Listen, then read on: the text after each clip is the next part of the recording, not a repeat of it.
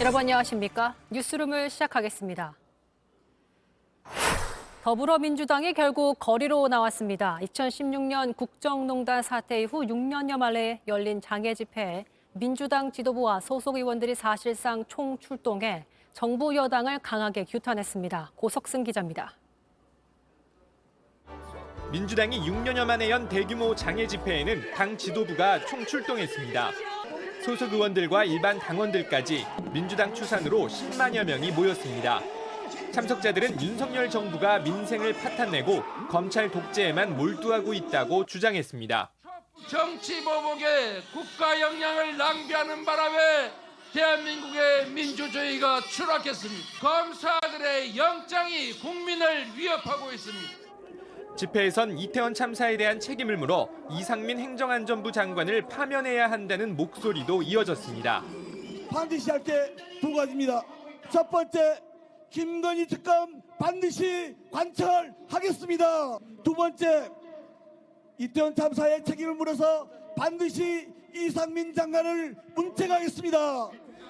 또 윤석열 정부를 끌어내려야 한다는 등 강성 발언도 나왔습니다. 어제에 이어 오늘도 조국 전 법무부 장관의 1심 판결에 대한 언급은 나오지 않았습니다.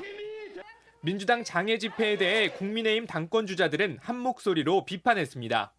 김기현 의원은 명분도 실리도 없는 이재명 방탄 장애 투쟁이라고 주장했고, 안철수 의원은 대선 불복, 사법 불복의 신호탄이라며 국회로 돌아오라고 했습니다.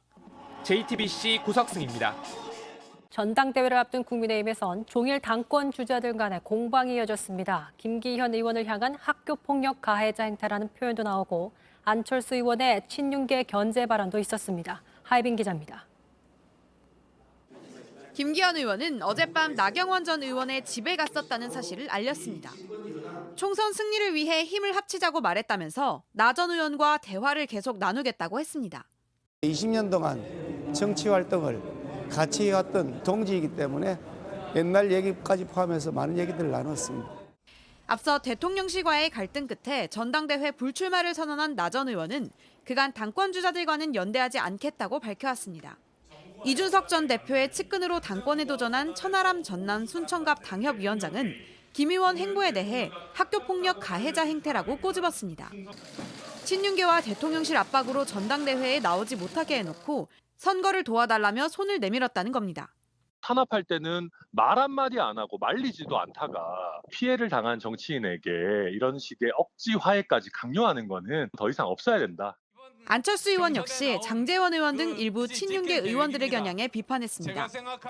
대통령 안위는 안중에도 없고 다음 공천만 중요하다면서 자신은 나 전 의원과 달리 선거를 끝까지 치르겠다고 강조했습니다. 김 의원에 대해서는 당대표가 되면 다음 총선에서 민주당이 유리해질 거라며 견제했습니다. JTBC 하예빈입니다.